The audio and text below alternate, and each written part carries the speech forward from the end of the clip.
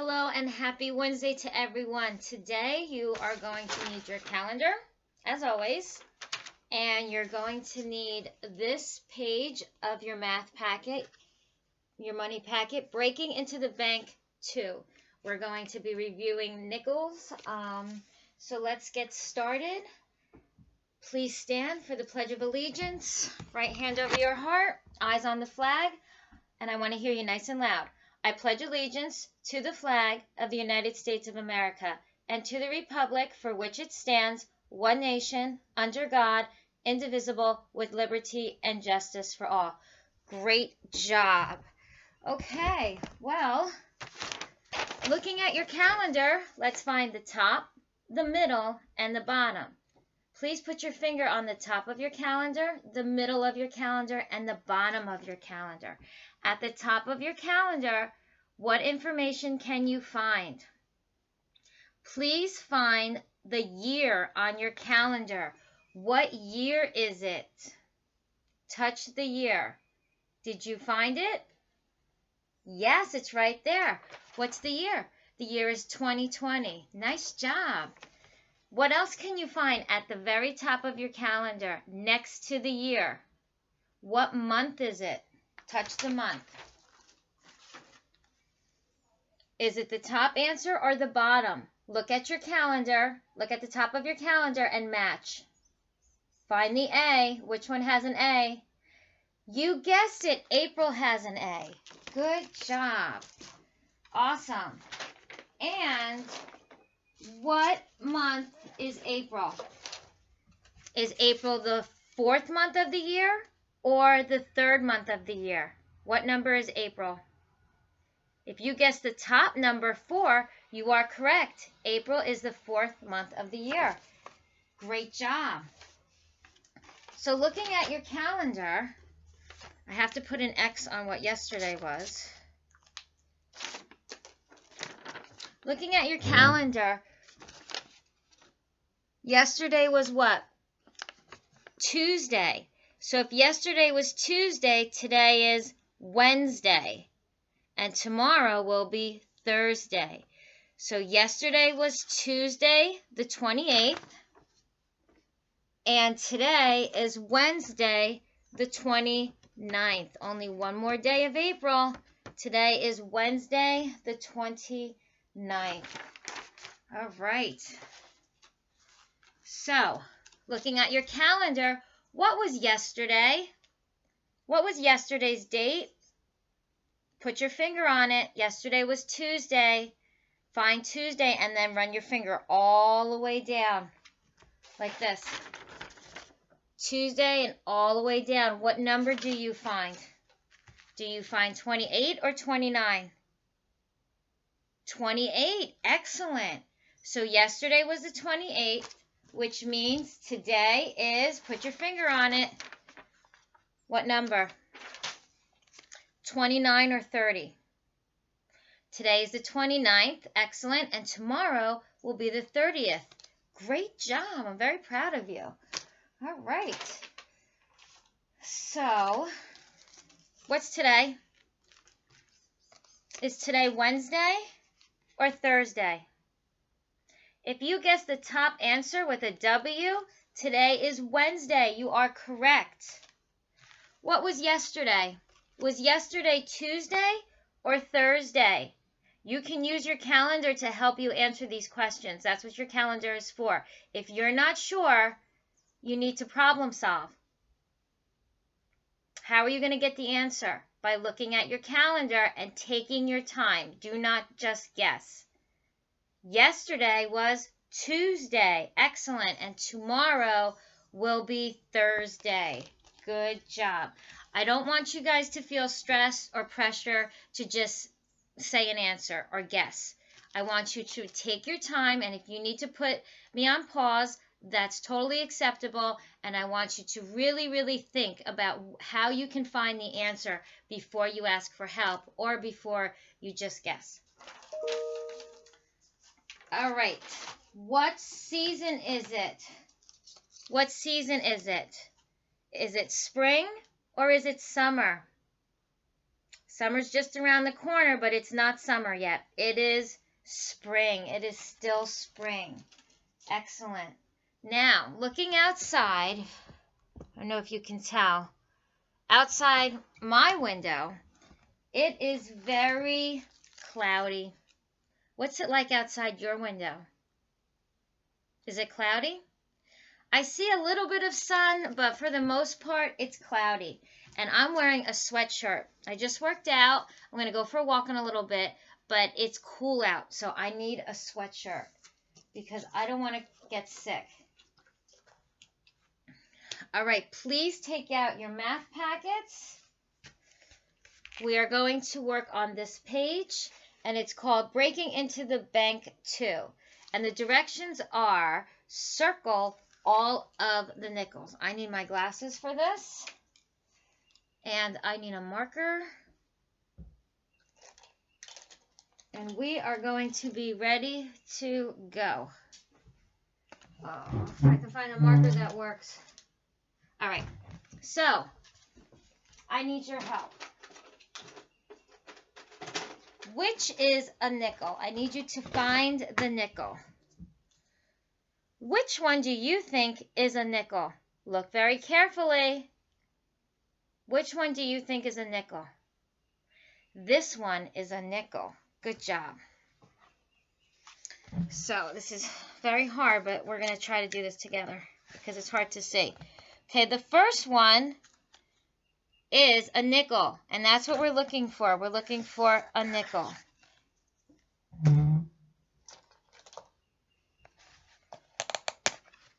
Thank you for waiting. A nickel. What's this one? It's brown.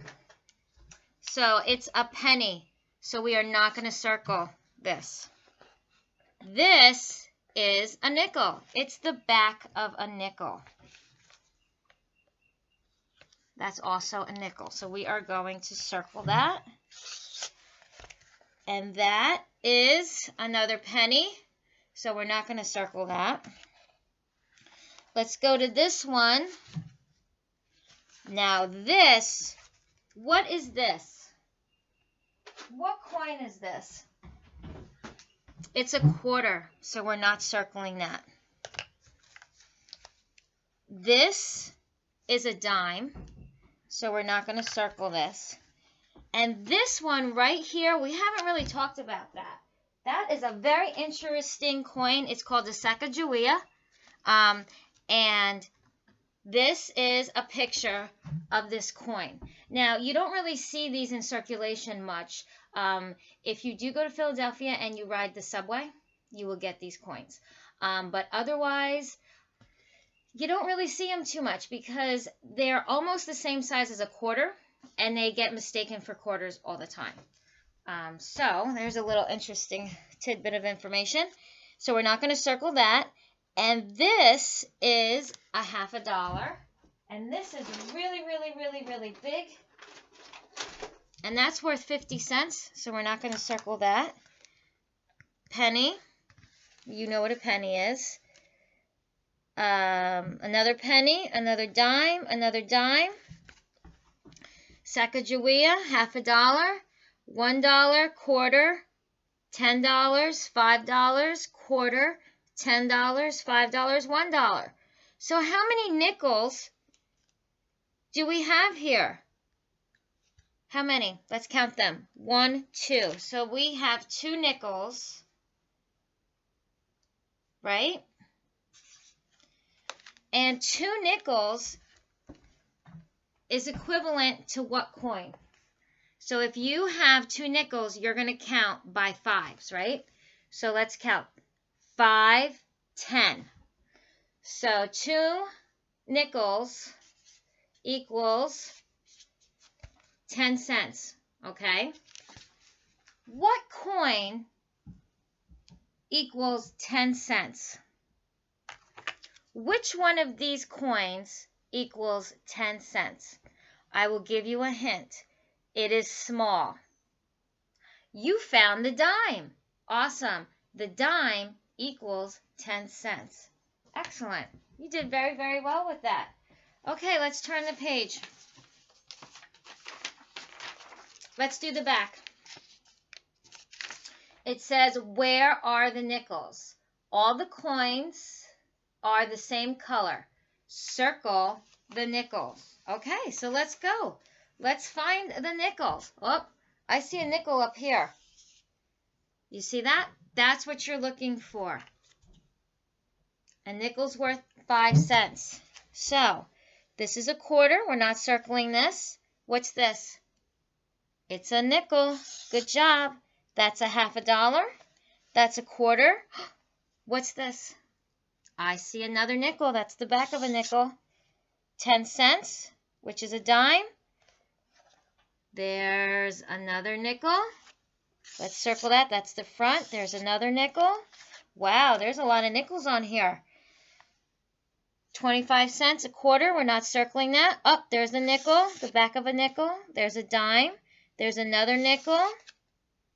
That is a $50. We're not circling that. There's another nickel, a quarter, and another nickel. So let's count the nickels. It says, how many nickels did you find? Well, 1. We're not going to count that one.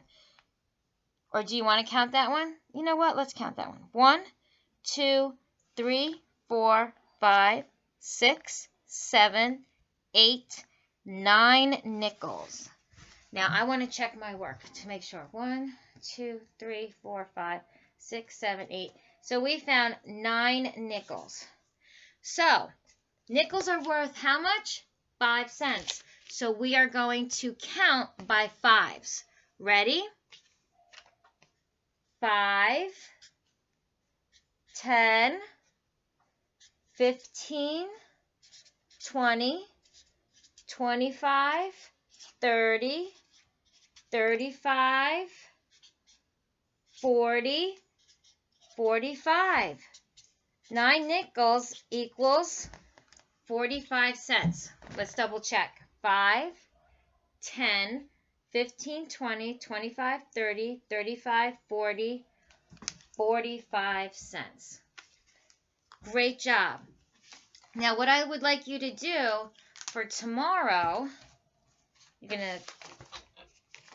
tomorrow we are going to do the coin collection.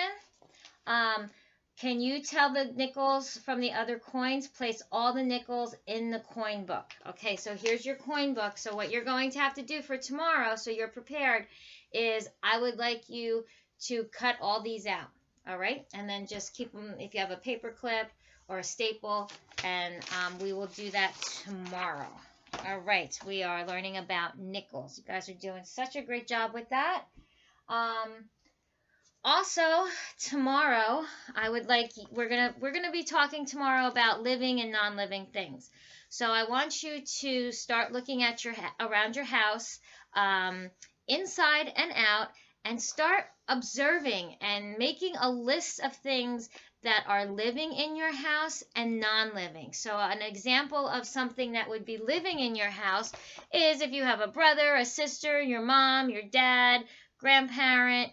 Any human being that's in your house is living. You might have an animal. You might have a pet. Miss Renee has chicks in her house. They are living. I also have, as you know, dogs and cats. They are living. Plants. Plants, a lot of people have plants in their home. I have plants in my home as well. They are living. Now, some things that are not living in your home would be crayons. Crayons are not living. A phone. A phone is not living. Your computer, not living. Furniture, not living. A mirror, a comb, those are not living. Okay? Things that need food, water, shelter, sunlight, those are living. Anything that requires care. Well, I mean, you do want to take care of your non-living things as well, to keep them nice. But like plants need sun and water and light and food and a nice environment, a clean environment. Non-living things usually don't need a clean environment to thrive, unfortunately. but it's nice to keep our things nice and clean. Okay, let's continue reading. Oh, tomorrow we're also going to do this page. So we're going to do this page. We have a lot to do. So if you can look in this packet, and also this is a lot of cutting. You have a lot of homework to do tonight. I'm sorry. Cut out all the stuff for the nickel page and also on this page. Do the best you can. Take a rest. All right. You don't have to cut it all at once. Cut like 2 rows and then take a rest, and then cut another 2 rows and then take a rest. Okay? All right, let's finish reading Helen Keller. We are on chapter 5, and I believe, yes, this is the last chapter. She's very interesting, and she worked very hard to get her education and to be heard. Everybody wanted to know Helen. Helen and Annie began traveling all over the world. Helen visited Europe, Egypt, Australia, and Japan. She gave speeches about helping blind people. She wanted to reach anyone who had given up hope. So sometimes we get discouraged. If we find that something is very difficult, that's what it means to give up hope. But you can't give up hope. What you can do is you can take a break. You can take a break, walk away from whatever is getting you frustrated or discouraged, and go back to it. And just keep practicing, because if you stick with it, you'll be able to accomplish whatever it is that you set out to do. But you have to stick with it. You know, nothing worth having is easy, or learning. During her life, Helen met famous people. Alexander Graham Bell, Mark Twain, Charlie Chaplin.